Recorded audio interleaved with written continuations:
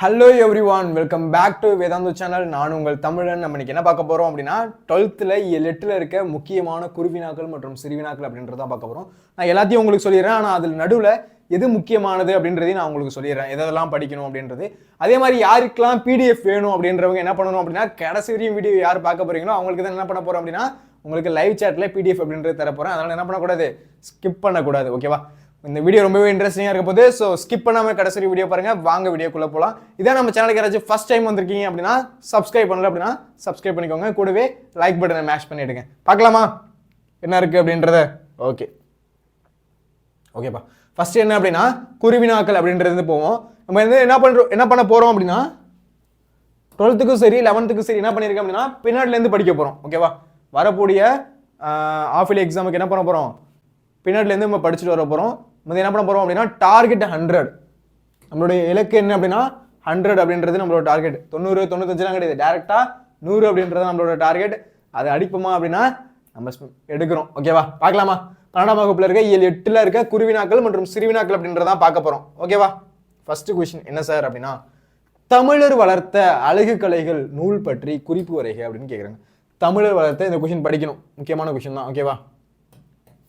யாருக்கெல்லாம் பிடிஎஃப் வேணுமோ கடைசி வீடியோ பார்க்குறவங்க தான் நான் பிடிஎஃப் அப்படின்றது தரப்போகிறேன். ஓகேவா? ஃபர்ஸ்ட் கொஸ்டின் என்ன சார் அப்படின்னா, தமிழர் வளர்த்த அழகு கலைகள் நூல், அந்த நூலை பற்றி ஒரு குறிப்பு வரைக. அது ஒரு நூல். ஓகேவா? தமிழர் வளர்த்த கலைகள் அப்படின்றது என்னது, ஒரு நூல். அழகு கலைகள் அப்படின்றது ஒரு நூல். அது பற்றி ஒரு குறிப்பு எழுதுங்க அப்படின்னு கேட்குறாங்க. எழுதலாமா? அழகு கலைகள் பற்றி தமிழில் வெளிவந்த முழுமையான நூல். அழகு கலைகள் பற்றி தமிழில் வெளிவந்தது இது என்னது, ஒரு முழுமையான நூல். அதில் தமிழரது கலைத்திறனை, தமிழர் வந்து எவ்வளோ கலைத்திறனாக இருந்தாங்க அப்படின்றத எடுத்து எழுதுவதாக அமையும் நூல். அது எப்படி இருக்கான், தமிழோட கலைத்திறனை வந்து எடுத்து எழுதுவதாக அமைகிற நூல் இது. தமிழக அரசின் முதற் பரிசை பெற்ற நூல். தமிழ்நாடு அரசோட முதற் பரிசு பெற்ற நூல் எது, தமிழர் வளர்த்த அழகு கலைகள் அப்படின்ற நூல். ஓகேவா? எது, தமிழர் வளர்த்த அழகு கலைகள் அப்படின்ற நூல். ஓகேவா? அழகு கலைகள் பற்றி தமிழ் வெளிவந்த முழுமையான நூல். அழகு கலைகள் பற்றி தமிழ் வெளிவந்த முழுமையான நூல். தமிழரோட கலைத்திறனை எடுத்தோதுவதாக அமைகிற நூல். தமிழக அரசின் முதல் பரிசை வந்து பெற்ற நூல். இதெல்லாம் எது அப்படின்னா தமிழர் வளர்த்த அழகு கலைகள் அப்படின்ற நூல் அப்படின்றத சொல்ல வராங்க. ஓகேவா? 3 பாயிண்ட் 2 மார்க்கு. ஓகேவா? அழகா எழுதலாம். ஓகேவா? ஈஸியாக வந்து ஒரு 2 வாட்டி 3 வாட்டி படிச்சிங்க. 3ஆவது வாட்டி என்ன பண்ணணும், புக்கை க்ளோஸ் பண்ணிட்டு சொல்லி பார்க்கணும். சொல்லி பார்த்தா போதும், என்ன ஆகும், கரெக்டாக மடியில் இருந்துச்சு அப்படின்னா அழகாக போய் எழுதிடலாம். முக்கியமான கொஷின். ஓகேவா? இம்பார்ட்டன்ட் கொஷின் தான் இது, படிக்காமல் போகக்கூடாது. ஓகேவா? கிளியரா? ஃபர்ஸ்ட் கொஷின் புரியுதா? அடுத்த கொஸ்டின் போலாமா? அடுத்த கொஸ்டின் என்ன சார், டைம் இருந்துச்சு என்ன பண்ணலாம் அப்படின்னா ரிவிஷன் அப்படின்றதும் பார்க்கலாம், ரீகேப் அப்படின்றதும் பார்க்கலாம். விரிபெரு தமிழர் மேன்மை ஓங்கிட செய்வதொன்று உயிர் பணியாக கொண்டேன். யாரை பற்றி எதற்காக சொல்றாங்க, யாரை பற்றி எதுக்காக சொல்றாங்க இந்த லைனை அப்படின்னு கேட்குறாங்க. ரெண்டாவது கொஸ்டின் என்ன பண்றாங்க, யாரை பற்றி எதுக்காக சொல்றாங்க அப்படின்னு கேட்குறாங்க. விரிபெரு தமிழர் மேன்மை ஓங்கிட செய்வதொன்றே. விரிபெரு தமிழர் மேன்மை ஓங்கிட செய்வதொன்றே உயிர் பணியாக கொண்டேன். யாரை பற்றி எதற்காக சொல்றாங்க அப்படின்றத கேட்குறாங்க. ஓகேவா? பார்க்கலாமா, யார் எதற்காக சொல்றாங்க அப்படின்னு பார்க்கலாம். பாவேந்தர் பாரதிதாசன் வேங்கடசாமியை பற்றி யாரை பத்தி தெளிவா சொன்னோம், பாவேந்தர் பாரதிதாசன் வேங்கடசாமியை பத்தி சொல்றாரு. பாவேந்தர் பாரதிதாசன் என்ன பண்றாரு, வேங்கடசாமியை பத்தி சொல்றாரு. முக்கியம். ஓகேவா? பாவேந்தர் பாரதிதாசன் வேங்கடசாமியை பத்தி சொல்றாரு. First point. ஏன் அதனை கேட்டிருந்தாங்க கொஸ்டின்ல, என்ன கேட்டிருந்தாங்க, இந்த மாதிரி பாடல் விரிபெரு தமிழர் மேன்மை ஓங்கிட செய்வதொன்றே உயிர் பணியாக கொண்டேன். விரிபெரு தமிழர் மேன்மை ஓங்கிட செய்வதொன்றே உயிர் பணியாக கொண்டேன் அப்படின்றதை யாருக்கிட்ட சொன்னாங்க, எதுக்காக சொன்னாங்க அப்படின்றதான் கேள்வி. இந்த பாயிண்ட் கிளியரா? யார்கிட்ட சொன்னாங்க, எதுக்காக சொன்னாங்க. அப்ப வந்து என்ன வந்து பாவேந்தர் பாரதிதாசன் தான் வந்து யார்கிட்ட சொல்லியிருக்காங்க, சாரி வேங்கடசாமி. பாவேந்தர் பாரதிதாசன் தான் வேங்கடசாமி கிட்ட சொல்லியிருக்காங்க. இந்த பாயிண்ட் கிளியர் ஆகுதா? ஃபர்ஸ்ட் பாயிண்ட் எழுதுறீங்களா, யாருக்காக சொன்னது அப்படின்றது. அடுத்து என்ன சார், தமிழ் கட நேர்ந்த போது, தமிழ் வந்து கெட நேர்ந்த போதுன்னா தமிழ் வந்து அழிய நிலையிலையோ இல்லை வந்து தமிழ் வந்து கெட்டு போற நிலையில இருந்த போது தமிழ் பணியை உயிர் பணியாக கொண்டு, தமிழ் பணியை என்னோட உயிரே போயிடும் அப்படின்ற மாதிரி, உயிர் போறப்ப நம்ம ஒரு விஷயத்தை செய்ய அப்படின்னா எப்படி செய்வோம், அந்த மாதிரி தமிழ் பணியை உயிர் பணியாக கொண்டு, என்னோட உயிர் பணியாக கொண்டு தமிழரின் மேன்மையை ஓங்கிட செய்தல். தமிழோட மேன்மையை வந்து, மேன்மை அப்படின்னா உயர்வு, அதான் ஓங்கிட செய்தல் வேண்டும் என்று கூறுகிறார். எதுக்காக? இந்த மாதிரி என்னோட உயிர் பணியா எடுத்துக்கிறேன், தமிழ் பணியை எடுத்து தமிழோட மேன்மையை வந்து ஓங்கிட செய்யவும் வேண்டும் அப்படின்றத சொல்றாரு. எதுக்காக அப்படின்னு கேட்டிருந்தாங்களா, அதுக்கு இது எக்ஸ்பிளைன் பண்றாரு. ஓகேவா? பாவேந்தர் பாரதிதாசன் வந்து வேங்கடசாமியை பற்றி கூறுறாரு. பாவேந்தர் பாரதிதாசன் என்ன பண்றாரு, வேங்கடசாமியை பற்றி கூறுறாரு. அதுல அவர் என்ன சொல்றாரு, தமிழ் கடன் நேர்ந்த போது, தமிழ் வந்து கடன் நேர்ந்த போது, தமிழ் அழிய நேர்ந்த போது தமிழ் பணியை உயிர் பணியா எடுத்து அதை வந்து தமிழோட மேன்மையை ஓங்கிட செய்தல் வேண்டும் அப்படின்றத கூறுறாரு. இந்த பாயிண்ட் கிளியர் ஆகுதா, புரியுதா? இந்த கொஸ்டின் எழுதிருவீங்களா என்ன சொல்ல வராங்க அப்படின்றத? ஓகே, அதான் ஓங்கிட செய்வதொன்று அப்படின்றது, விரிபெரு தமிழர் மேன்மை வேங்கிட செய்வதொன்று, உயிர் பணியாக கொண்டே யார் யாரை பற்றி கூறுகிறார். ஓகேவா? ஓகேப்பா, அடுத்த கொஸ்டின் போலாமா? புரியுதா என்ன சொல்ல வராங்க அப்படின்றது? ஓகே, அடுத்து முகவரியற்று போனதற்கு சுகந்தி சுப்பிரமணியன் கூறும் காரணத்தை எழுதுக. இவங்க தான் வந்து சுகந்தி சுப்பிரமணியன். ஓகேவா? இவங்க என்ன சொல்றாங்க அப்படின்றத பார்ப்போம். இவங்களை பத்தி ஒரு 2-3 லைன், அதாவது அவங்கள பத்தி அவங்களோட நூற்குறிப்பு அப்படின்றத பார்க்கலாம். ஆனால் அது வந்து மனப்படம் பண்ண தேவையில்லை. ஆனால் என்ன சொல்றாங்க அப்படின்றதையும் பார்க்கலாம். ஓகேவா? முகவரியற்று போனதற்கு, முகவரியற்று போனதற்கு சுகந்தி சுப்பிரமணியன் கூறும் காரணம். முகம் வந்து முகவரியற்று போயிடுச்சு, அதுக்கு வந்து சுகந்தி சுப்பிரமணியன் என்ன சொல்றாங்க, அதோட காரணம் என்ன அப்படின்னு கேட்குறாங்க. எனக்குள்ளே என்னை தொலைத்த காரணத்தால் என் முகவரியற்று போனது என்கிறார். எனக்குள்ளே என்ன தொலைச்சிட்டேன், எனக்குள்ளே என்ன பண்ணிட்டேன், என்ன தொலைச்சிட்டேன், எனக்குள்ளே என்ன தொலைச்சிட்டேன், அதனால என் முகவரியற்று போனது அப்படின்ற காரணத்தினால என்னது, தொலைத்த காரணத்தால் என் முகவரியற்று போனது அப்படின்னு சொல்றாங்க. இவ்வளவுதான், இந்த பாயிண்ட் எழுதுனா போதும். ஓகேவா? இதுக்கு இந்த பாயிண்ட் மட்டும் எழுதுனா போதும். ஓகேவா? இந்த கொஸ்டின் ஈஸியான கொஸ்டினா இருக்கா? இந்த கொஸ்டினும் நீங்க படிக்கணும். இதெல்லாம் படிக்காம போகவே கூடாது. ஓகேவா? சிம்பிளான கொஸ்டின். ஓகேவா? அழகா எழுதிடணும். ஓகேவா? இப்போ சுகந்தி சுப்பிரமணியன் அவங்க என்ன அப்படின்ற மாதிரி பார்க்கலாம். யாரு சார் இவங்க அப்படின்றத பார்க்கலாம். இதை எழுத வேண்டாம், இந்த எழுதிருக்காங்க சுகந்தி சுப்பிரமணியன் அப்படின்றத வந்து அவங்க எக்ஸ்பிளனேஷன் பத்தி எழுத வேணாம். வேணா 2 பாயிண்ட் எழுதிக்கோங்க, அதை மட்டும் எழுதினாலே போதும். ஓகேவா? கிளியரா? ஃபர்ஸ்ட் சுகந்தி சுப்பிரமணியன் படைப்புகள் என்னும் தொகுப்பில் இக்கவிதை இடம்பெற்றிருக்கிறது. சுகந்தி சுப்பிரமணியன் படைப்புகள் அப்படின்ற தொகுப்புல இவங்க வந்து இவங்களோட தொகுப்பு அப்படின்னு ஒன்று இருக்கு, சுகந்தி சுப்பிரமணியன் தொகுப்புகள். அதுல வந்து இந்த கவிதை அப்படின்றது இடம்பெற்றிருக்கு. இந்த கவிதை வந்து அழகா இடம்பெற்றிருக்கு. தமிழின் நவீன பெண் கவிஞர்களை குறிப்பிடத்தக்கது. தமிழ்ல நவீன பெண் கவிஞர்களை குறிப்பிடத்தக்கது யாரு? சுகந்தி சுப்பிரமணியன். சுகந்தி சுப்பிரமணியன் யாரு? நவீன பெண் கவிஞர்கள்ல ஒருத்தவங்க. கோவை புறநகரில் ஆலாந்துறை என்னும் சிறிய கிராமத்தை சேர்ந்த இவர். இங்க கோவை அப்படின்னா கோயம்புத்தூர்ல ஆலாந்துறை அப்படின்ற சிறிய கிராமம், இது முக்கியம். ஆலாந்துறை அப்படின்ற சிறிய கிராமத்தை சேர்ந்தவங்க இவங்க. உயர்நிலை பள்ளி படிப்பை முடிச்சுட்டு செய்யாத நிலையில், அதுதான் உயர்நிலை பள்ளி படிப்பை முழுமை செய்யாத நிலையில் திருமணமாகி கணவர் தந்த நம்பிக்கையில் எழுத தொடங்கினார். அதாவது என்ன பண்ணியிருக்காங்க, ஸ்கூலை கூட ஒழுங்கா முடிக்கல, அதான் உயர்நிலை பள்ளியை கூட ஒழுங்கா முடிக்கல. உயர்நிலை பள்ளினா 10th, ஓகேவா? அதை கூட ஒழுங்கா படிக்கல, அதுக்குள்ள என்ன பண்ணிட்டாங்க, கல்யாணம் பண்ணி வச்சுட்டாங்க. கல்யாணம் பண்ணி வச்சு கணவர் தந்த நம்பிக்கையில் என்ன பண்ணிருக்காங்க, எழுத தொடங்கியிருக்காங்க. கணவர் தந்த நம்பிக்கையில் என்ன எழுத தொடங்கியிருக்காங்க. ஓகேவா? தனித்து விடப்பட்ட பெண்ணின் அனுபவங்களால் நிரம்பியுள்ள இவருடைய படைப்புகள் புதையுண்ட வாழ்க்கை, மீண்டெழுதுதலின் ரகசியம் ஆகிய 2 கவிதை தொகுப்புகள் வெளிவந்துள்ளன. தனித்து விடப்பட்ட பெண்ணின் அனுபவங்களால், தனித்து விடப்பட்ட ஒரு பெண் வந்து என்ன பண்ணாங்க, தனித்து விடப்பட்டாங்க.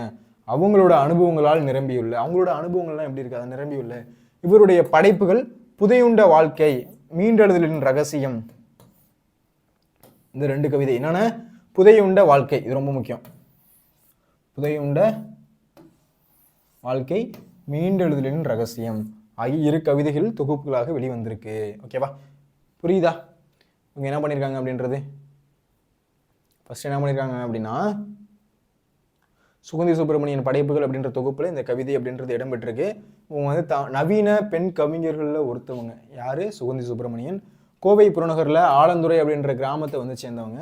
ஸ்கூல் படிப்பை கூட அவங்க ஒழுங்கா முடிக்கல, அதுக்குள்ளே வந்து கல்யாணத்தை பண்ணி வச்சுட்டாங்க. அவங்களோட கணவரோட ஒத்துழைப்புல தான் என்ன பண்ணிருக்காங்க, எழுத தொடங்கியிருக்காங்க.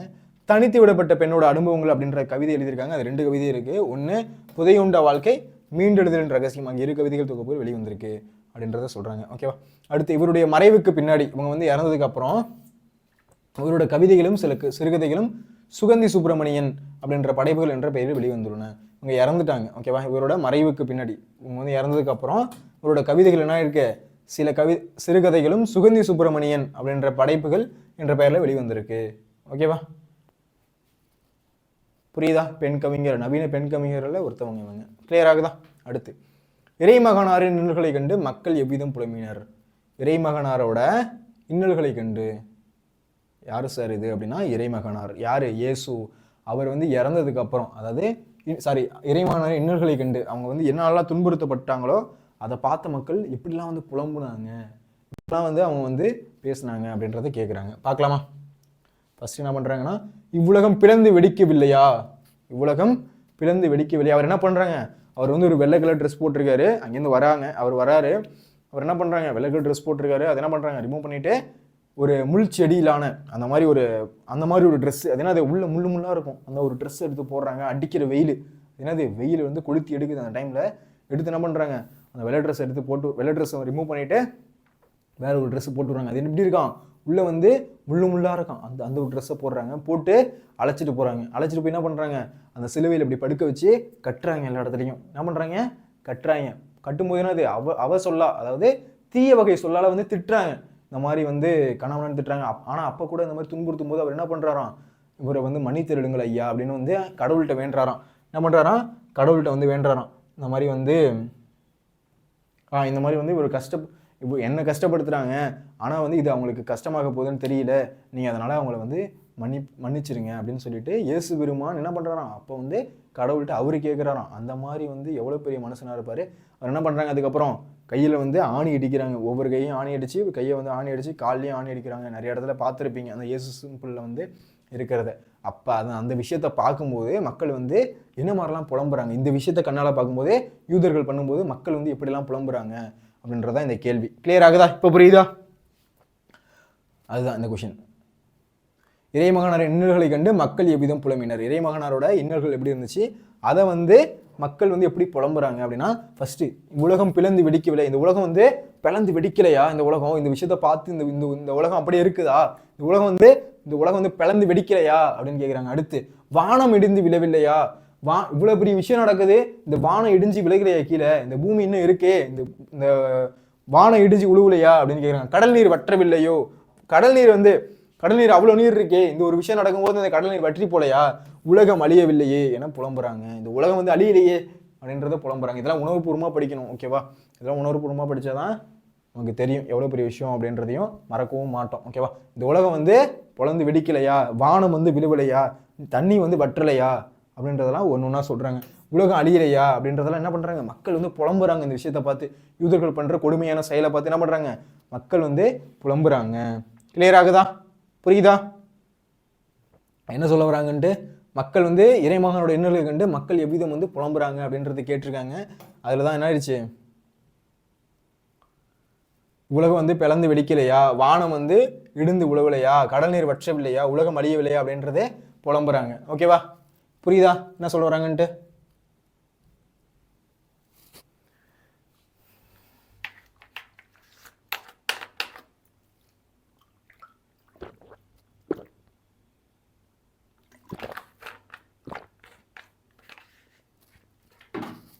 ஓகேப்பா, இது வந்து குருவினா அப்படின்றது முடிஞ்சிருச்சு. அடுத்து என்ன பார்க்க போறோம் அப்படின்னா சிறுவினா பார்க்கலாம். டைம் இருக்குது அப்படின்னா நம்ம ரீகாப் மறுபடியும் பார்க்கலாம், ஓகேவா? மயிலை சீனி வெங்கடசாமி நினைவு சிறப்பிதழுக்கு செய்திகள் உருவாக்கி தருக. மயிலை சீனி வெங்கடசாமிக்கு நினைவு சிறப்பிதழுக்கு ஒரு செய்தி உருவாக்கி தருக அப்படின்னு கேட்குறாங்க. பார்க்கலாமா என்ன சொல்றாங்கன்ட்டு? இவங்க தான் யாரு அப்படின்னா மயிலை சீனி வெங்கடசாமி, ஓகேவா? என்ன சொல்றாங்க அப்படின்னு பார்க்கலாம். ஒவ்வொரு தேசிய இனமும் தன்னுடைய கடந்த கால வரலாற்றை அறிந்திருந்தால் மட்டுமே எதிர்கால இலக்கை அடைய முடியும் என்ற நம்பிக்கையை ஊட்டியவர் மயிலை சீனி வெங்கடசாமி. அதாவது ஒவ்வொரு தேசிய இனமும் தன்னுடைய கடந்த கால வரலாற்றை வந்து அறிந்திருக்கணும்.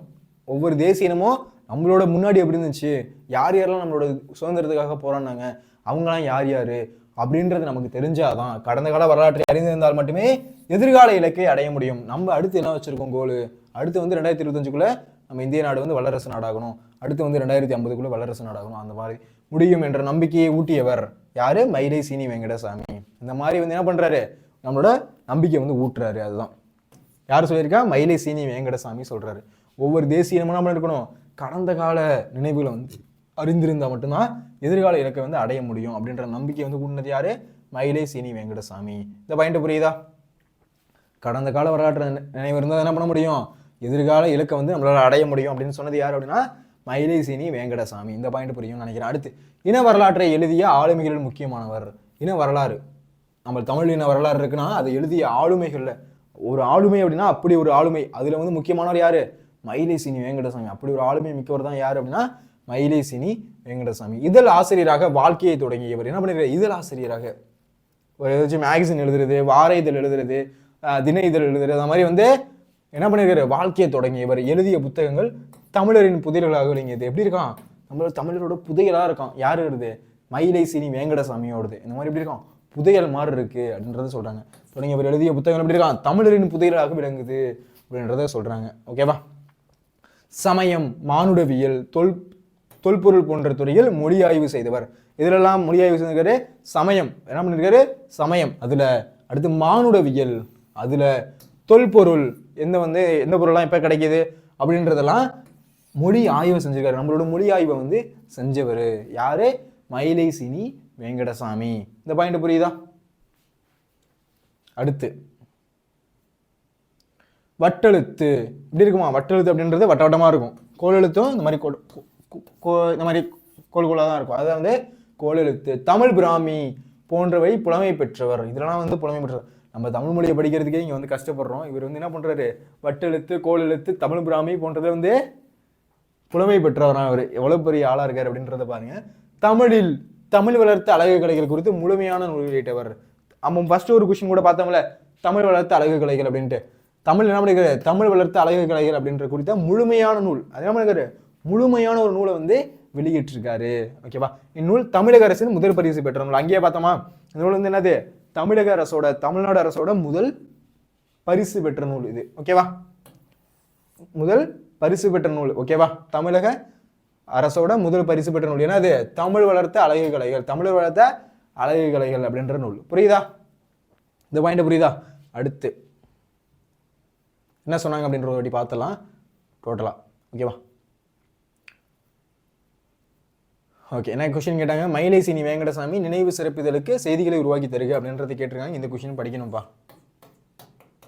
ஓகேவா? இந்த கொஸ்டினும் படிக்கணும். ஓகேவா? கிளியரா?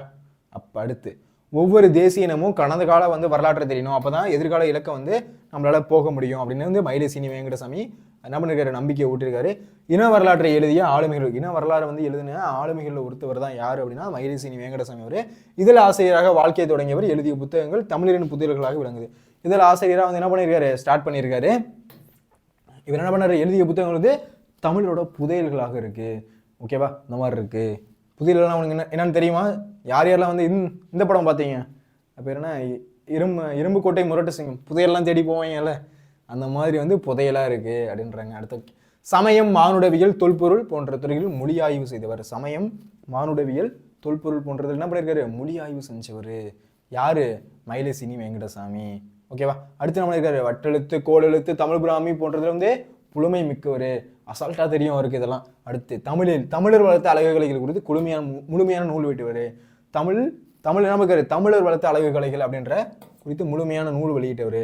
இந்த நூல் வந்து தமிழக அரசோட முதல் பரிசு பெற்ற நூல். இந்த நூல் வந்து அது தமிழக அரசோட முதல் பரிசு பெற்ற நூல். இந்த பாயிண்ட் கிளியர் ஆகுதா?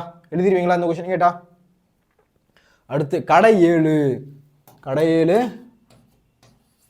வள்ளல்களையும் அவர்கள் செய்த செயலையும் அட்டவணைப்படுத்துக. கடையில் வள்ளல்கள் செய்த அவர்களோட வள்ளல்களையும், வள்ளல்னா கொடை தந்தவங்க, அவங்கள பத்தியும் அவர்கள் செய்த செயல், அவங்க என்னென்ன செயல்லாம் செஞ்சிருக்காங்க அதை பத்தி எழுதுங்க அப்படின்னு கேட்குறாங்க. பார்க்கலாமா? ஃபர்ஸ்ட் வள்ளல் யாரு அப்படின்னா பேகன். யாரு? பேகன். அவரோட நாடு என்ன அப்படின்னா ஆவினன்குடி. அவனோட நாடு என்ன அப்படின்னா ஆவினன்குடி நாடு. ஓகேவா? ஃபர்ஸ்ட் வள்ளல் யாரை பத்தி பார்க்க போறோம் அப்படின்னா பேகனை பத்தி பார்க்க போறோம். அவனோட நாடு என்ன அப்படின்னா ஆவினன்குடி. கண்டிப்பா ஞாபகம் வச்சுக்கணும். ஆவினன்குடி பேகன், பேகன் ஆவினன்குடி, பேகனாவினகுடி அப்படின்னு ஞாபகம் வச்சுக்கோங்க. ஓகேவா? எழுதணும் கரனால ஷார்ட்கட் மாதிரி வச்சு போட்டுக்கோங்க. பேவினான்குடினா பேகன் ஆவினன்குடி. என்ன பண்ணிருக்கானா? மழை பெய்யும் மலைச்சாரலில் மழை பெய்யுது. அங்க என்ன இருக்கு? இது மயிலா சார்னு கேட்காதீங்க, சும்மா வரைஞ்சு வைக்கிறேன். ஓகேவா? என்னது என்ன பண்ணிருக்காரு? அங்க என்ன பண்ணிருக்காரு அப்படின்னா மலைச்சாரலில் செல்லும் கருமேகம் கொண்டு ஆடிய மயில். என்ன பண்ணிருக்கு? வேணாம், இதை நான் அழைச்சிடுறேன், மயில் மாதிரி இல்ல. ஓகே, என்ன பண்ணிருக்காரு? கொஞ்சம் விஷுவலா சொல்லலாம் அப்படின்ட்டு. ஓகே, அது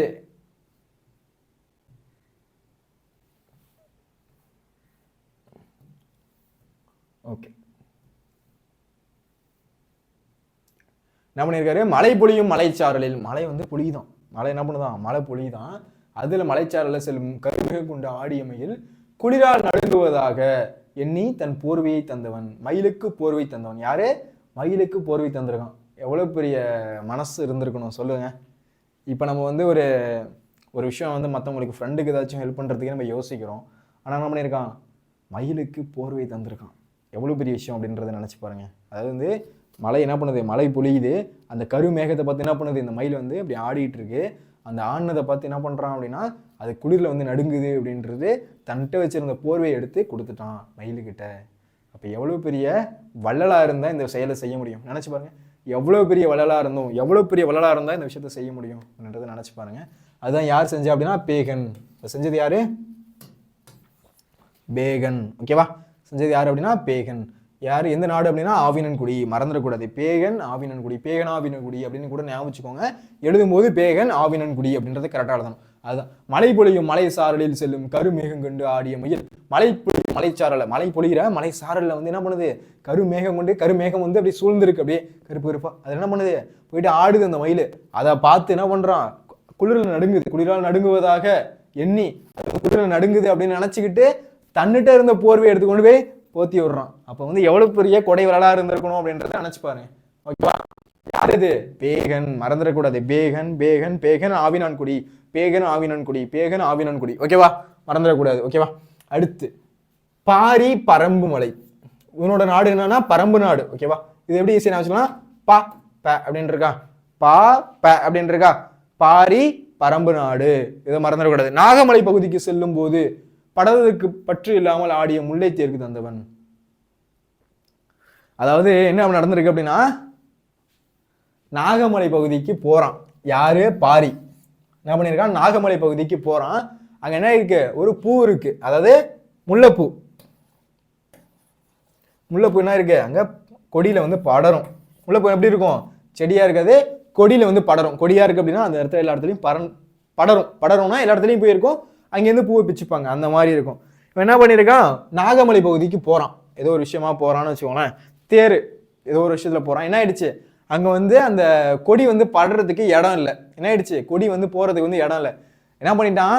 என்கிட்ட உள்ள தேர் இருக்குல்ல, தேரை வந்து அந்த முல்லைப்பூவுக்கு கொடுத்துட்டு வந்துட்டான். இப்போ என்ன பண்ணோம்? அந்த முல்லை செடி அந்த தேரை சுற்றி வளர்ந்துக்குமா?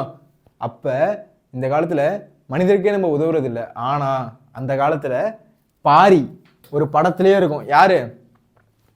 ஒருத்தர் நடிச்சிருப்பாரு பாரி அப்படின்னு, வடிவேலும் அவரும் நடிச்சிருப்பாரு. பாரி அப்படின்ற ஒரு பாரி பாரி அப்படின்ட்டு பேசிட்டு இருப்பாங்க. அதில் தான் நாகமலை பகுதிக்கு போவாங்க. என்ன பண்ணுறாங்க? நாகமலை பகுதிக்கு பாரி அப்படின்றவன் போகிறான். போகும்போது என்ன இது? படர்வதற்கு பற்று இல்லாமலே வந்து அந்த பூ வந்து நிற்கிது. அப்போ என்ன பண்ணுறான்? தன்னோட தேரை தந்துட்டு வரான். தன்னோட தேரை தந்து இதில் நீ வந்து பூ வந்து படர்ந்துக்கோ அப்படின்னு சொல்லிட்டு வரான். எவ்வளோ பெரிய கொடை வள்ளலா இருந்தால் இந்த விஷயத்த செய்ய முடியும் அப்படின்றத பார்த்துக்கோங்க. யாரு அப்படின்னா பாரி. எந்த நாடு அப்படின்னா பரம்பு நாடு. பாரி பரம்பு நாடு. ப ப அப்படின்றத ஞாபகம். பாரி அப்படின்னா பரம்பு நாடு. ஓகேவா? பேகன் அப்படின்னா ஆவினன்குடி. பேகன் ஆவினன்குடி அப்படின்னு ஞாபகம். பேகன் ஆவினன்குடி. ஓகேவா? அவன் என்ன பண்ணான்? மயிலுக்கு போர்வை போத்தினான். ஓகேவா? மாத்தி எழுதிடக்கூடாது, இதையும் மார்க் போட மாட்டாங்க. ஓகேவா? மயிலுக்கு போர்வை கொத்தினது யாரு அப்படின்னா பேகன். எந்த நாடு? ஆவினன்குடி. இது யாரு? பாரி பரம்பு நாடு. இவர் என்ன பண்ணாரு? இதுக்கு பூவுக்கு வந்து தேரையே தந்துட்டு வந்தாரு. கொடி படர்வதற்கு இடம் இல்லை அப்படின்னு நினைச்சிட்டு என்ன பண்றாரு? முல்லைக்கு தேரையே கொடுத்துட்டு வராரு. அந்த மாதிரி ஒரு மனிதர். ஓகேவா? அடுத்து காரி. காரி மலையமான். காரி மலையமான். மலைக்காரி. மலைக்காரின்னு கூட ஞாபகம் வச்சுக்கோங்க. ஓகேவா? வேற வழி இல்லை, இப்படிலாம் படிச்சாதான் ஞாபகம் இருக்கும், இல்லைன்னா மறந்து போயிடும். ஓகேவா? மலைக்காரி. ஏன்னா அது என்ன சொன்னோம்? பேவினான்குடி அப்படின்னு சொன்னோமா? பேகன் ஆவினன்குடி. இது என்னது? மலைக்காரி. அப்ப பரம்புக்கு பாரி. பாரினா பரம்பு. ஓகேவா? பரம்பு நாடு. இவன் என்னது? மலைக்காரி. காரி அப்படின்னா மலையமான் நாடு. ஓகேவா? இவன் என்ன பண்றான்னு பார்க்கலாமா? இவன் வால் செந்நிறம் கொண்டு ஒளிரும். அவனோட வால் எப்படி இருக்குமா? அவனோட வால் வந்து எப்படி இருக்குமா? செந்நிறம். அந்த அளவுக்கு அப்படி கிளீனா இருக்குமா அவனோட வால். எப்படி இருக்குமா? செந்நிறம் கொண்டு படரும், ஒளிரும். ஆனால் தன்னை தேடி வந்தவருக்கு அன்பு மொழி விதைத்த ஈரம் நிலம் போன்றவன் நீண்ட கைகளை உடையவன். ஆனா என்ன பண்ணியிருக்கான்? வந்தவங்களுக்கு என்ன பண்ணியிருக்கான் அப்படின்னா கொடை வள்ளலா இருந்திருக்கான். எவ்வளவு வேணுமோ எடுத்துக்கிட்டான். அந்த சீரிய வாழை கூட நான் வித்துட்டு காசு கொடுப்பேன். சீரிய வாழை கூட கொடுத்துட்டு என்ன பண்ணுவேன்? கொடுத்துருவேன். இதே மாதிரி வந்து நம்ம 10th கூட படிச்சிருப்போம் ஒரு விஷயம். என்ன அப்படின்னா திடீர்னு வந்து உறவினர்கள் வந்துருவாங்க வீட்டுக்கு. ஓகேவா. வீட்டுக்கு வந்துருவாங்க. அன்னைக்கு என்ன பண்ணியிருப்பாங்கன்னா அந்த விவசாயியோட வீட்டுக்கு உறவினர்கள் வந்துருவாங்க. விவசாயி அன்னைக்கு என்ன பண்ணியிருப்பான் அப்படின்னா அன்னைக்கு உள்ள நெல்லை போயிட்டு உழுதுட்டு வந்திருப்பான். அதாவது வந்து விளைவிக்கிறதுக்காக நெல்லை பண்ணியிருப்பாங்க, போட்டுட்டு வந்திருப்பான். அன்னைக்கு வந்து திடீர்னு அந்த உறவினருக்கு சாப்பிட உணவு இல்லை, கொடுக்க முடியல அப்படின்னா என்ன பண்ணியிருப்பான் அப்படின்னா திரும்பி அங்கே போயிட்டு போட்ட நெல் இருக்குல்ல அதை அரிச்சிட்டு வந்து கழுவி அதை சமைச்சு கொடுப்போம்.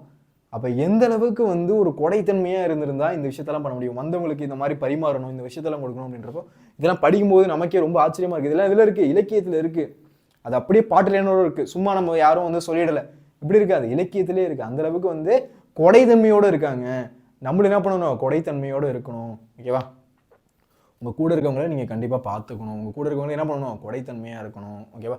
அதுக்குன்னு எல்லாத்தையும் கொடுத்துட்டுலாம் இருக்கக்கூடாது. காரணம் இவங்க பேகன் மாதிரி இல்லை பாரி மாதிரி அது மாதிரிலாம் கொடுத்துட்டு இருக்கக்கூடாது. தேவைக்கு மீறி உள்ளதை கொஞ்சம் கொடுக்கலாம். ஓகேவா, கிளியரா? ஓகே. அடுத்து யாரு, காரி.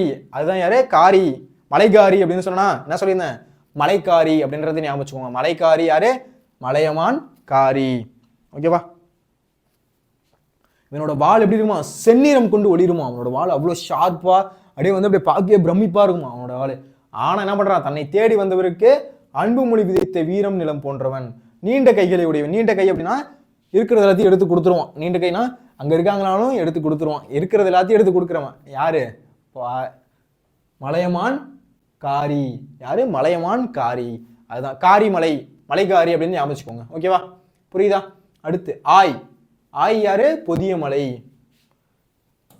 ஆய் மன்னன் யாரு, பொதிய மலை. ஓகேவா. நீல நாகத்தினுடைய ஆளின் கீழே அமர்ந்த இறைவனுக்கு கொடுத்தான். பொதிய மலை என்ன பண்ணிட்டான், சிவனுக்கு கொடுத்துட்டான். அதான் நீல நாகம், நாகம் இருக்கா அதுக்கு கீழே உடைய ஆளின் இதில் அமர்ந்த இறைவனுக்கு கொடுத்துட்டான் அப்படின்றத சொல்றாங்க. யாரு, ஆளி. ஆளி அப்படின்னா சாரி ஆய் அப்படின்னா பொதிய மலை. ஆய் அப்படின்னா யாரு, பொதிய மலை. நல்லா ஞாபகம் வச்சுக்கணும். ஓகேவா, மறந்துடக்கூடாது. அடுத்து நல்லி அப்படின்னா நெடுங்கோடு மலைமுகடு. அதுதான் அவனோட நாடு. ஓகேவா. நல்லி, நல்லி அப்படின்றப்போ நெடுங்கோடு மலைமுகடு. இங்க என்ன இருக்கு, நே. ஓகேவா, நே. புரியுதா, நே. அப்ப வந்து என்னது, இதை வந்து ஈஸியா ஞாபகம் சொல்லலாம். நல்லி நெடுங்கோடு மலைமுகடு. நல்லி நெடுங்கோடு மலைமுகடு. நல்லி நெடுங்கோடு மலைமுகடு. ஓகேவா, நெடுங்கோடு மலைமுகடு அப்படின்றது ஞாபகம் வச்சுக்கணும். ஓகேவா. ஏன் இதெல்லாம் இத்தனை வாட்டி சொல்றேன் அப்படின்னா மறந்துடக்கூடாது. சார் நீங்க சொன்ன கதை மட்டும் தான் சார் ஞாபகம் இருக்கு அப்படின்னு கடைசியில போய் நிற்கக்கூடாது கேள்வி கேட்டா. இம்பார்ட்டன்டான கொஸ்டின். ஓகேவா. ஏன்னா கடை 7 வள்ளல்களை பத்தி கேட்கிறாங்க. ஓகேவா. போர் முனையில் நீளும் கைகள் போல மக்கள் வாக்கிக்கு அனைத்தும் மாறி வணங்குவன். போர் முனையில் நீளும் கைகள் போல. போர் முனையில என்ன பண்ணுவாங்க, அந்த வாள் எடுத்து வீசுவாங்களா, கையெடுத்து வீசுவாங்க. அந்த மாதிரி என்ன பண்றான், மக்களுக்கு எது இல்லையோ எடுத்து வீசுறான் எல்லாத்தையும். இந்தா வச்சுக்க, இந்தா நல்லா இரு வாள் அப்படின்ட்டு என்ன பண்றான், எடுத்து வீசுறான். யாரு, நல்லி நெடுங்கோடு மலைமுகடு அப்படின்ற நாட்டை சேர்ந்தவன். நெல்லி நெடுங்கோடு மலைமுகடு அப்படின்ற நாட்டை சேர்ந்தவன். ஓகேவா, எழுதிருவீங்களா? நெல்லி எப்படி யாரு, நல்லி யாரு, நெடுங்கோடு மலைமுகடு. ஓகேவா. அது போர் முனையில நீளும் கைகள் போல மக்கள் வாழ்க்கைக்கு அனைத்தையும் வாரி வழங்கினான். போர் முனையில இருக்கும் நீளும் கைகள் போல என்ன பண்றான், மக்கள் வாழ்க்கைக்கு அனைத்தையும் வாரி வழங்குறான். யாரு, நல்லி. ஓகேவா, இந்த பாயிண்ட் புரியுதா? அடுத்து ஓரி. ஓரி யாரு, மலைநாடு, ஊட்டி. ஓகேவா, ரொம்ப முக்கியம். ஊட்டி, இப்போ உள்ள ஊட்டி மலைநாடு அப்படின்னு சொல்றாங்க. ஓகேவா. மனம் வீசும் மலர்களுடைய மலைநாட்டை கூத்தருக்கு தந்தவன். ஓகேவா, எவ்வளவு பெரிய வள்ளலா இருந்தா இந்த விஷயத்த செஞ்சிருப்பான் அப்படின்றத யோசிப்பாங்க. அவ்வளவு பெரிய வள்ளல். ஓகேவா. என்ன பண்ணியிருக்கான், ஓரி அப்படின்றவன் என்ன பண்ணியிருக்கான், ஊட்டி. இப்ப இருக்க ஊட்டிக்கு என்னது, மனம் வீசும் மலர்களுடைய. அந்த அங்குள்ள மலர்கள்லாம் எப்படி இருக்குதான், மனம் வீசுதான். அந்த மாதிரி வந்து ஒரு இடம். ஓகேவா. அந்த இடத்த கூத்தர் அப்படின்னா பாட்டு பாடுறவங்க, அந்த மாதிரி டான்ஸ் ஆடுறவங்க, பாட்டு பாடுறவங்க, அவங்கள்ட்ட வாரி வழங்குறான் ஓரி. அப்போ எந்த அளவுக்கு வந்து வள்ளல் தன்மையோடு இருக்கான் அப்படின்றத இந்த இடத்துல நீங்க பார்க்கணும். ஓகேவா. அடுத்து ஒரு நம்ம ரிவிஷன் மாதிரி பார்த்துடலாம் யார் யாரை பார்த்தோம் அப்படின்ட்டு. ஓகே, ஃபர்ஸ்ட் வந்து பேகன் வந்து ஆவினன்குடி. பேகன் ஆவினன்குடி அப்படின்னு ஞாபகம் சொன்னேன். மழை பொழியும் மலைசாரல செல்லும் கடுமைகம் கொண்டு ஆடிய மயிலுக்கு வந்து என்ன பண்ணியிருக்கான், மயில் வந்து குளிருது அப்படின்னு நினச்சிக்கிட்டு தன்னிட்டு இருந்த போர்வையை கொண்டு போய் பொத்தி விட்டுருக்கான். அப்போ எவ்வளோ பெரிய வள்ளலாக இருந்திருக்கான் அப்படின்றத பாருங்க. அடுத்து யாரு அப்படின்னா பாரி வந்து பரமநாடு பாப்பா அப்படின்னு ஞாபகம் வச்சுக்க சொன்னேன். அப்படின்றத ஞாபகம் வச்சுக்கணும். என்ன பண்ணியிருக்கான், நாகமலை பகுதிக்கு செல்லும் போது நாகமலை பகுதிக்கு போறான். ஏதோ ஒரு விஷயமா என்ன ஆயிடுச்சு அப்படின்னா, பூ வந்து அந்த இடத்துல கொடி வந்து படுறதுக்கு இடம் இல்லை. என்ன பண்ணிட்டான், இதான் என் தேரை வச்சுக்கோ அப்படின்னு வந்து ஒரு தாவரத்துக்கு தேரை கொடுத்தவன் ஒரு வள்ளல். யார்? பாரி. எவ்வளோ பெரிய விஷயத்த வந்து நினச்சி பாருங்களேன். நம்ம வந்து ஒரு சாக்லேட் கேட்டாலே திருப்பி கொடுக்க மாட்டோம் மற்றவனுக்கு, போடா அப்படின்ட்டு கொடுப்போம். ஆனால் வந்து என்ன பண்ணியிருக்கான், தன்னோட தேரையே கொடுத்துட்டு வந்திருக்கான். அதுவும் யாருக்கு? ஒரு செடி, அதாவது வந்து ஒரு கொடி படர்ற ஒரு பூ மலருக்கு. அது வந்து எப்படி ஒரு மாதிரி உடம்பே ஒரு மாதிரி புல்லரிக்குது, அந்த மாதிரிலாம் செல்லும் எய்யும்போது. ஓகேவா? அடுத்து காரி. காரி யாரு? மலையமான். மலைகாரி அப்படின்னு ஞாபகம் வச்சுக்க சொன்னேன். என்ன அப்படின்னா, இவன் வாள் செந்நிறம் கொண்டு ஒளிரும். அவனோட வாள் எப்படி இருக்குமா? செந்நிறம் கொண்டு அப்படியே ஒளிருமா. அப்படியே வந்து அவனோட வாள் எப்படி இருக்குமா? செந்நிறம் கொண்டு இப்படி ஜொலிக்குமா. அவன் என்ன பண்றான்? ஆனாலும் தன்னை தேடி வந்தவருக்கு அன்பு மொழி உதைத்த உயிரம் நிலம் போன்றவன். அவன் அவ்வளோ பெரிய வந்து அப்படியே வந்து வெட்டி வீசுற ஆளு. ஆனா என்ன பண்றான்? தன்னிட்ட வந்து யாராச்சும் வராங்க அப்படி என்ன பண்றான் அப்படின்னா, நிலம் விதைத்த ஈரம் நிலம் போன்று என்ன பண்றான்? தன்னுடைய நீண்ட கைகளை உடையவன், வாரி வழங்குறான். அந்த மாதிரி உள்ளவன் தான் யாரு? காரி, மலைகாரி அப்படின்னு ஞாபகம். அடுத்து ஆய், பொதிய மலை. நீலநாகத்தினுடைய ஆளின் கீழ் அமர்ந்த இறைவனுக்கு கொடுத்துட்டான். எதை? பொதிகை மலை. ஓகேவா? பொதிகை மலை நாட்டில் உள்ளவன். ஓகேவா? அடுத்து நல்லி, நெடுங்கோடு மலைமுகடு. ஓகேவா? நெடுங்கோடு மலைமுகடு. போர் முனையில் நீளும் கைகள் போல. போர் முனையில எப்படி கை வந்து நீளுதோ அந்த மாதிரி என்ன பண்றான்? மக்கள் வாழ்க்கைக்கு அனைத்தையும் வாரி வழங்குறான். இந்தா வச்சுக்கோ, வாழு, சந்தோஷமா வாழு அப்படின்னு என்ன பண்றான்? வாரி வழங்குறான். அடுத்து ஓரி. ஓரி இந்த நாடு மலை நாடு, இப்போ உள்ள ஊட்டி. அப்ப என்ன பண்றான்? அந்த நாடு எப்படி இருக்கான்? அப்படியே மலர்களோட மனம் வீசுதான், அந்த அளவுக்கு அப்படியே வந்து செம்மையா இருக்கான். ஆனா என்ன பண்றான்? அங்க உள்ள கூத்தர்களுக்கு வந்து வாரி வழங்குறான். யாரு? ஓரி. கிளியர் ஆகுதா? புரியுதா? எழுதிருவீங்களா அந்த கொஸ்டின் வந்தா? நான் அதுக்காக ஆக்ஷன்லாம் பண்ணி காமிக்கிறேன். ஓகேவா? கடைசியில வந்துரு சார், அந்த ஃபர்ஸ்ட் கதை சொன்னீங்களே, அது மயிலுக்கு குளிர்னுச்சுன்னு போர்வையை பூத்திட்டோம், அந்த மட்டும் தான் சார் ஞாபகம் இருக்குன்னு கொந்துடக்கூடாது. ஓகேவா? எல்லா பாயிண்ட்டும் எழுதணும். அதனாலதான் ஆக்ஷன் பண்ணி வரைஞ்சி கிரிஞ்சு அப்படிலாம் காமிக்கிறேன். ஓகேவா? பார்க்கலாமா? அடுத்து ஈசன் மகன் நின்றனர் ஓர் ஏழை என ஓர் மீன் இடம் சுட்டி பொருள் விளக்குக. இது என்ன பண்ண சொல்றாங்க? இடம் சுட்டி பொருள் விளக்குங்க. இடம், பொருள், விளக்கம் மூணும் கொடுக்கணும். ஓகேவா? ஈசன் மகன் நின்றனர் ஓர் ஏழை என ஓர் மீன். இது என்ன சார் பொருள்? ஈசன் மகன் நின்றனர் ஓர் ஏழையின் மகன் அப்படின்றதுக்கு என்ன சார் பொருள்? அதுக்கான இடம் சுட்டி பொருளை வந்து விளக்குங்க அப்படின்னு கேட்குறாங்க. பார்க்கலாமா? ஃபர்ஸ்ட் இடம். இடம் என்ன சார் அப்படின்னு பார்க்கலாம். எச். ஏ. கிருஷ்ணனார் எழுதிய ரச்சனை யாத்திரிகம் என்ற நூலில் குமார பருவத்தில் சரித்திர படலத்தில் இடம்பெற்றுள்ளது. இது எங்க இருக்கு அப்படின்றத, இடம் எங்க இருக்கு அப்படின்றத ஃபர்ஸ்ட் எழுதணும். என்ன இருக்கு? எச். ஏ. கிருஷ்ணனார் எழுதிய ரச்சனை யாத்திரிகம். ஓகேவா? ஓகேவா? எச். ஏ. கிருஷ்ணனார் எழுதிய ரச்சனை யாத்திரிகம் அப்படின்ற நூல்ல குமார பருவம், இது முக்கியம். ஓகேவா? என்னது? குமார பருவத்துல சரித படலத்துல இடம்பெற்றிருக்கு. ஓகேவா? இது எங்க இருக்கு? சரித படலத்துல இடம்பெற்றிருக்கு. எச். ஏ. கிருஷ்ணனார் எழுதிய ரச்சனை யாத்திரகம். எச். ஏ. கிருஷ்ணனார் எழுதினதான் ரச்சனை யாத்திரகம். அந்த நூல்ல குமார பருவத்தோட சரித படத்துல தான் இடம்பெற்றிருக்கு. எது? இந்த பாட்டு லைன். ஓகேவா? ஈசன் மகன் நின்றனர் ஓர் ஏழை என ஓர் மீன் அப்படின்ற பாடல் யார் எழுதினது? ரச்சனை யாத்திரத்தை யார் எழுதினது? எச். ஏ. கிருஷ்ண பிள்ளை. கிருஷ்ணனார் அல்லது எச். ஏ. கிருஷ்ண பிள்ளை அப்படின்னு சொல்லுவோம். ஓகேவா? இந்த பாயிண்ட் புரியுதா? அடுத்து பார்க்கலாமா? ஓகே. யூதர்களின் கொடுஞ்செயலிலிருந்து விடுபட முடியாமல் ஒரு ஏழை போல அமைதியா இருந்தார் என்பது பொருள். யூதர்கள் வந்து கொடுஞ்செயல் பண்றாங்க, ஆனா அப்பயும் என்ன பண்றாரு? அமைதியா இருக்காரு, எந்த இதுவும் பண்ணாம. யாரு? இயேசு பெருமான். இயேசு என்ன பண்றாரு? எதுவுமே பண்ணாம அவங்களோட கொடுஞ்செயலில் என்ன பண்றாரு? அமைதியா இருக்காரு. அதுதான் இந்த இடத்துல சொல்றாங்க, யூதர்களின் கொடுஞ்செயலில் இருந்து விடுபட முடியாமல். அவங்களோட கொடுஞ்செயலிருந்து விடுபட முடியல. என்ன பண்ண முடியல? அவங்களோட கொடுஞ்செயலிருந்து விடுபட முடியல. அந்த மாதிரி ஒரு ஏழை போல என்ன பண்றாரு? ஒரு ஏழை போல அமைதியா இருக்காரு அப்படின்றதான் பொருள். அந்த பாடலுக்கு என்ன பொருள்? ஒரு ஏழை போல அமைதியா இருக்காரு, யூதர்களின் கொடுஞ்செயலிருந்து விடுபட முடியாமல் ஒரு ஏழை போல அப்படியே வந்து அமைதியா இருக்காரு அப்படின்றது பொருள். ஓகேவா? அடுத்து விளக்கம். நான் எத்தனை வாட்டி எதுக்கு இத்தனை வாட்டி சொல்றேன் அப்படின்னா, வீடியோ பார்க்கும்போதே நீங்க படிச்சிடணும். இது நீங்க தனியா டைம் ஒதுக்கி ஒரு வாட்டி நீங்க என்ன பண்ணணும்? இப்போ வீடியோ பார்க்கும்போது நல்லா வந்து படிச்சிடணும். போயிட்டு அந்த இதை மட்டும் எடுத்து பார்க்கும்போது டக்குன்னு மண்டையில் ஏறிடணும். உட்காந்து நீங்கள் வந்து மொட்டை பண்ணக்கூடாது தான். ரொம்ப விஷுவலாக அந்த படம் வரைஞ்சி இந்த மாதிரி வந்து ஆக்ஷன் பண்ணிலாம் சொல்கிறது. ஓகேவா? படிச்சிடுவீங்களா? ஓகே. யூதர்கள் இறைமகனை கயிற்றில் கட்டும்போது யூதர்கள் என்ன பண்ணுறாங்க? இறைமகனை வந்து கயிற்றில் கட்டுறாங்க. என்ன பண்ணுறாங்க? அந்த இயேசு சிலுவை இருக்குல்ல, அதில் வந்து வெள்ளை உடை அணிந்திருக்காரு, அதை எடுத்துடுறாங்க. அதுக்கப்புறம் வந்து முள்ளால் ஒரு ட்ரெஸ்ஸை போட்டு விட்றாங்க. தலையில் என்ன பண்ணுறாங்க? கிரீடம் வந்து எப்படி இருக்குது? முள்ளாலான ஒரு கிரீடம், அதை எடுத்து என்ன பண்ணுறாங்க? தலையில் வைக்கிறாங்க. இந்த மாதிரிலாம் வந்து ரொம்ப கொடுமை பண்ணுறாங்க. அந்த மாதிரி யூதர்கள் இறைமகனை கயிற்றால் கட்டும் போது அவர் உடன்பட்டு இருந்தார். அப்போ எதுவும் பண்ணல. என்ன பண்றாரு? கை அப்படி இழுத்து என்ன பண்றாங்க? கையை வந்து கட்டுறாங்க. அந்த மாதிரி அதோட சேர்த்து கட்டும் போது அப்ப என்ன பண்றாரு? சைலண்டா தான் இருக்காரு. தம் மீது பகை கொண்டு தனக்கு இழிவான செயல்களை செய்கின்ற போது அவர்கள் வாழுகின்ற காலத்தில் துன்பப்படாமல் வாழ வேண்டும் என்று இறக்கப்பட்டார். இது எவ்வளவு பெரிய விஷயம் அப்படின்றத பாருங்களேன். தன்னை ஒருத்தவங்க கொடுமை செய்யறாங்க, தனக்கு ஒருத்தவங்க கொடுமை செய்யறாங்க, அவங்கள கஷ்டப்படுவாங்க அப்படின்ட்டு அவர் இறக்கப்படுறாராம். இது எவ்வளோ பெரிய விஷயமா இருக்குது அப்படின்றத மட்டும் நினச்சிக்கோங்க. தன்னை ஒருத்தவங்க கொடுமை பண்ணுறாங்க, அப்போ என்ன பண்ணுவோம், நம்மளை ஒருத்தன் அடித்தாலே திட்டுவோம், கண்ணாபண்ணான்ட்டு போடாடி அப்படின்ட்டு. ஆனால் தன்னை கொடுமைப்படுத்துகிறவங்களையும் என்ன பண்ணுறாரு, இறக்கப்படுறாரு. இந்த மாதிரி வந்து இவங்க வந்து பின்னாடி கஷ்டப்படுவாங்களே அப்படின்ட்டு. அதுதான் தம் மீது பகை கொண்ட தனக்கு இனிவான செயல்களை செய்கின்ற போது அவர்கள் வாழுகின்ற காலத்தில் துன்பப்படாமல் வாழ வேண்டும் என்று இறக்கப்பட்டார். துன்பப்படாமல் வாழணும் அப்படின்றத இறக்கப்படுறாரு. அன்பு என்ற கட்டிலில் இருந்து விடுபடாமல் எந்த உதவியும் இல்லாமல் ஏழையே அமைதியாக நின்றார். அன்பு என்ற கட்டியிலிருந்து விடுபடாமல், அதுலேருந்து அன்பு அப்படின்ற ஒரு விஷயத்துலேருந்து விடுபடாமல் எந்த உதவியும் இல்லை, யாருக்கும் அவருக்கு யாரும் எந்த உதவியும் செய்யல, ஏழையா அமைதியா அப்படியே நிற்கிறாரு அப்படின்றது எழுதியிருக்காங்க. இது நமக்கு அப்படியே நினச்சி பார்க்கும்போது எப்படி இருக்குது, ஒரு மாதிரி வந்து மனசே ஒரு மாதிரி அமைதியாகுது. ஓகேவா? இப்போ யார் என்ன சொன்னாங்க அப்படின்றத பார்க்குறோம். ஓகேவா? ஈசன் மகன் நின்றனர் ஓர் ஏழை என ஒரு மீன் இடம் சுட்டி பொருள் விளக்கு அப்படின்னு கேட்குறாங்க. ஈசன் மகன் நின்றனர் ஓர் ஏழை என இடம் சுட்டி பொருள் விளக்கு அப்படின்னு கேட்குறாங்க. அதில் எச்.ஏ. கிருஷ்ணா எழுதிய ரச்சனை யாத்திரிகம் அப்படின்ற நூல குமார பருவத்தில் சரித படத்தில் இடம்பெற்றுள்ளது. ஓகேவா?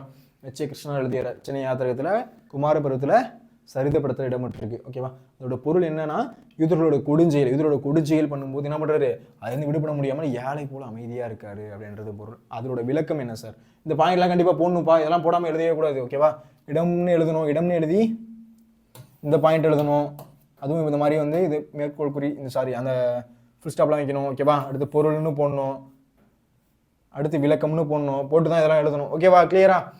இதோட இறைமகன் வந்து கைத்தால கட்டும் போது அவர் என்ன பண்ணுறாரு, உடன்பட்டு இருக்காரு, எதுவும் பண்ணல, ஆடல அசையல, நீ என்ன பண்ணணுமோ பண்ணிக்கூடா அப்படின்ட்டு வந்து அது மாதிரி இருக்காரு. தம் மீது பகை கொண்டு தனக்கு இழிவான செயல்களை செய்யும்போது என்ன பண்ணுறாரு, அவங்கள நினைச்சு இறக்கப்படுறாரு. ஓகேவா? அன்புன்ற கட்டியிலிருந்து விடப்படாமல் எந்த உதவியும் இல்லாமல் ஏழையா அமைதியாக நிற்கிறாரு. ஓகேவா? கிளியர் ஆகுதா? அடுத்து கொடை வழங்குதலில் நீங்கள் பின்பற்றுவற்றை விரும்புவற்றை எழுதுக அப்படின்னு கேட்குறாங்க. ஓகேவா?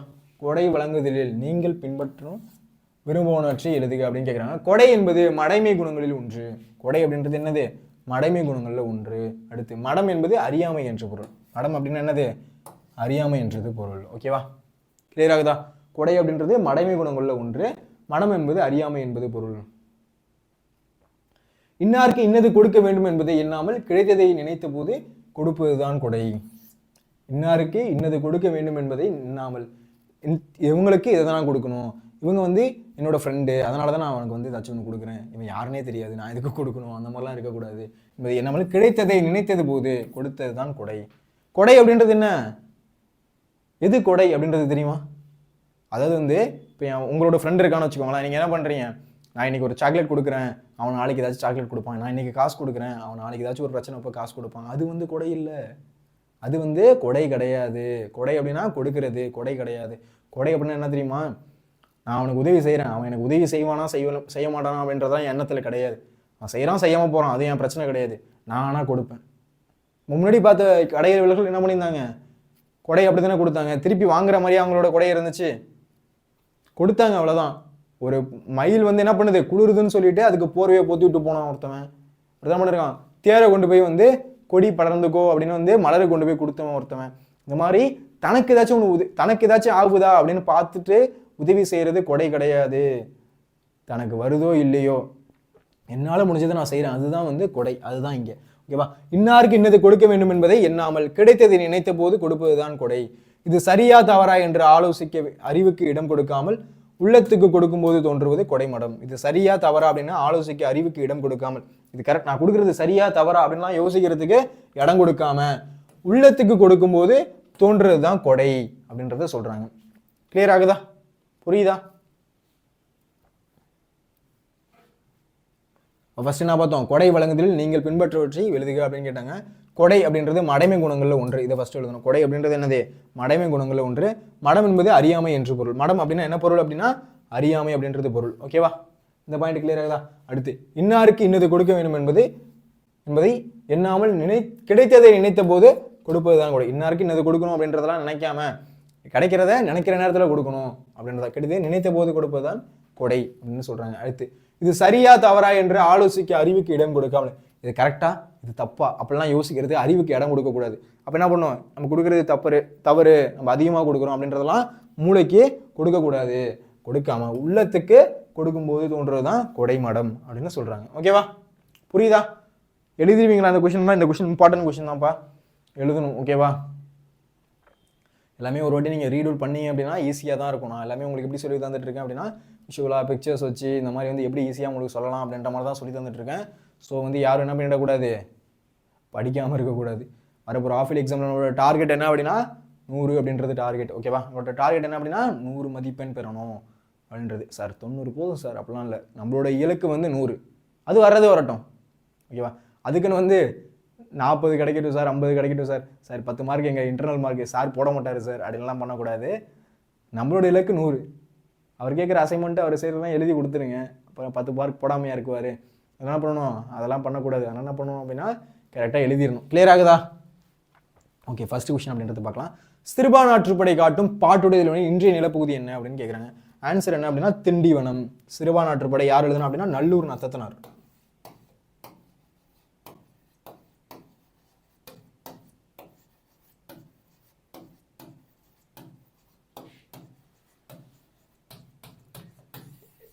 யார் எழுதுனா நல்லூர் நத்தத்தனார் தான் எழுதுனது. சிறுபான்ஆற்றுப்படை அது வந்து எழுதுனது யார் அப்படின்னா நல்லூர் நத்தத்தனார் தான் எழுதினாரு. ஓகேவா, அதை காட்டும் பாட்டுடை தலைவனோட இன்றைய நிலப்பகுதி என்ன அப்படின்றது கேட்குறாங்க.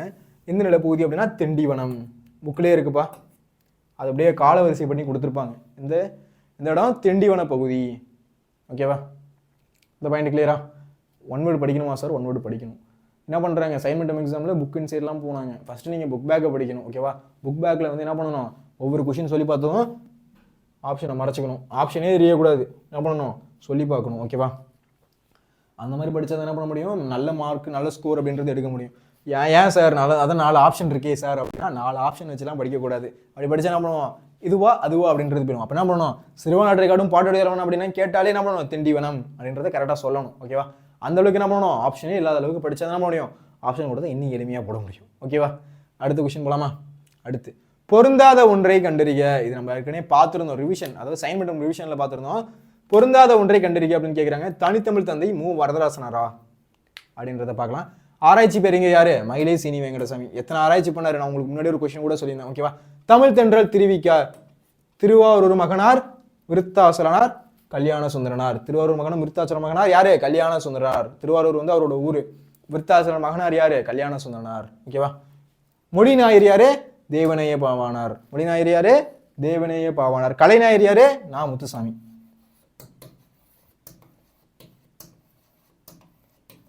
நான் முத்துசாமி தான் யாரு, கலைஞாயிறு அப்படின்னு சொல்லுவோம். தெரிஞ்சு வச்சுக்கோங்க அது. ஓகேவா, மொழி ஞாயிறு கலைஞாயிறு. ஓகேவா, இந்த பாயிண்ட் புரியுதா?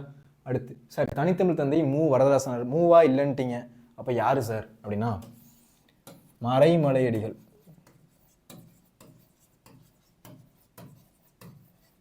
யாரு, மறைமலையடிகள். ஓகேவா, தனித்தமிழ் தந்தை யாரு, மறைமலையடிகள். அப்போ ஆராய்ச்சி பேருங்க யாரு, மயிலை சீனி வெங்கடசாமி. தமிழ் தென்றல் யாரு, திருவாரூர்.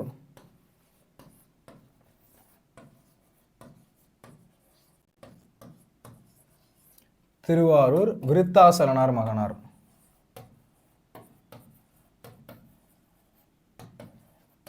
கல்யாண சுந்தரனார்.